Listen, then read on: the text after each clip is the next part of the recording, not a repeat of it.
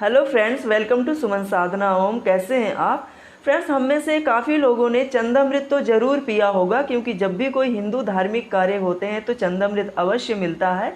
आज मैं बात करूंगी अमृत की। जो मेरे चैनल में नए हैं तो लाइक करें, सब्सक्राइब करें, बेल आइकन को प्रेस कर दें, ताकि मैं जब भी कोई हेल्थ से रिलेटेड वीडियो अपलोड करूं तो वो सबसे पहले आपको मिले।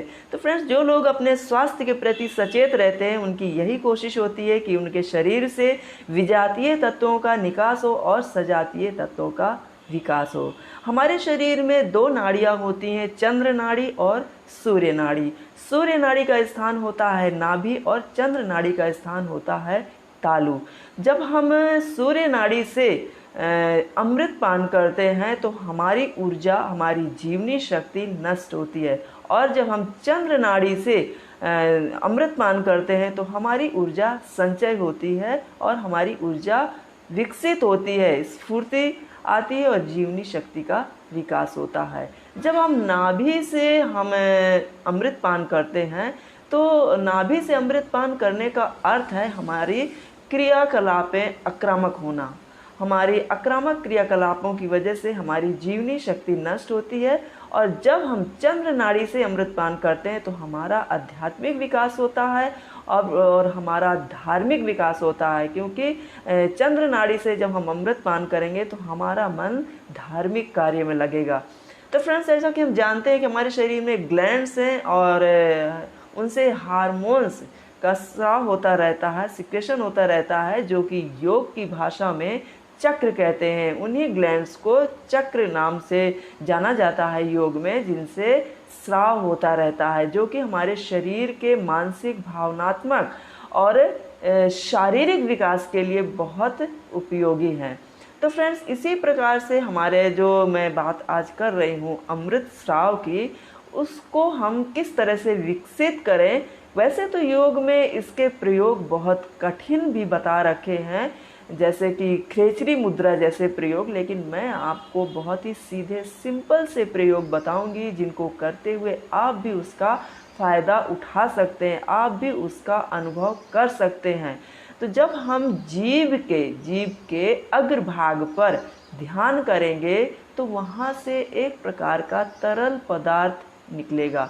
फ्रेंड्स, ये जो तरल पदार्थ है ये स्लाइवा बिल्कुल भी नहीं है, या लार जिसे हम कहते हैं बिल्कुल भी नहीं है, क्योंकि लार के लिए हमें ज़रूरी है कुछ खाना, या फिर हमें अपने मनपसंद किसी चीज़ की कल्पना करना। जैसे हम कोई मनपसंद चीज़ की कल्पना करते हैं, हमारे मुंह में पानी भर जाता है। वैसे तो हमारा मुंह हमेशा ही गीला रहता है, थोड़ा तो हमेशा ही लार रहता है, लेकिन वो लार की बात मैं नहीं कर रही हूँ। जिसकी मैं बात कर रही हूँ उसको आप जब ध्यान करेंगे तो उसका अलग ही प्रकार का स्वाद होगा, जिसको शायद ही आपने पहले कभी फील किया हो।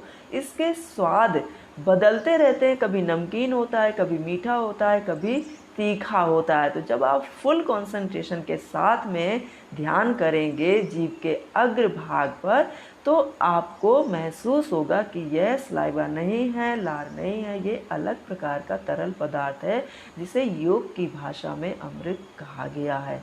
तो फ्रेंड, जीभ के अग्रभाग पर भी ध्यान कर सकते हैं और तालु पर भी ध्यान कर सकते हैं।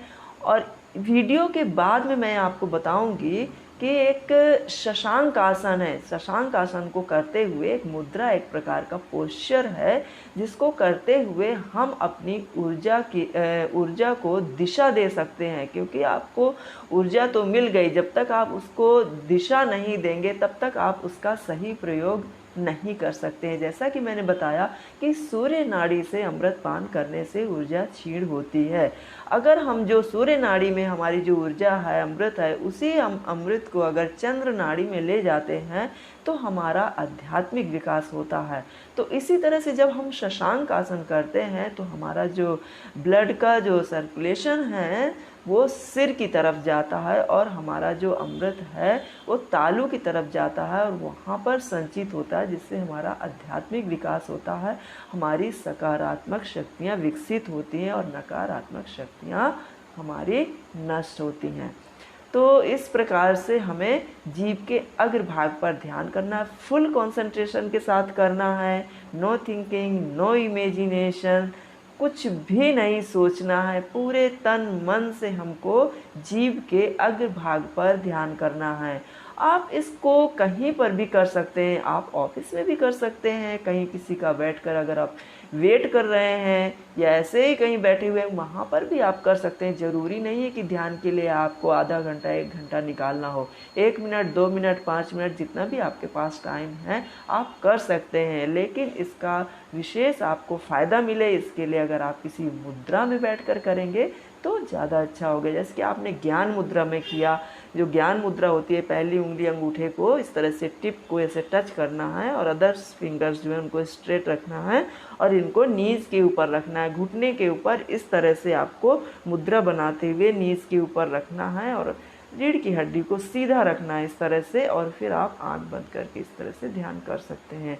आप चाहें तो वीतराग मुद्रा में भी कर सकते हैं। अगर आप इस तरह से नहीं बैठ पा रहे हैं तो आप इसको राइट हैंड को ऊपर लेफ्ट हैंड को नीचे रखते हुए इस तरह से आप गोदी में रख करके इस तरह से वीतराग मुद्रा में भी इसको कर सकते हैं।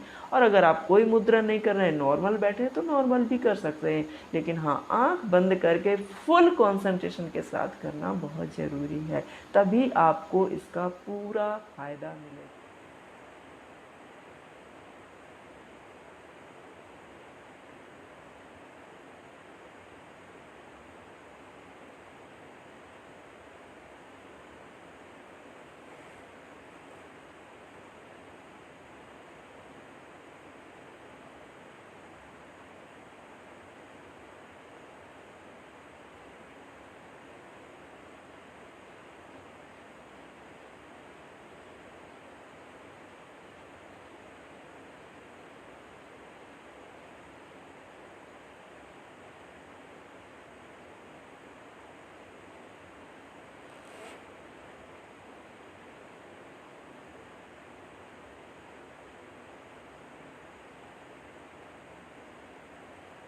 तो आज के लिए इतना ही, मिलते हैं नेक्स्ट वीडियो में। Thank you.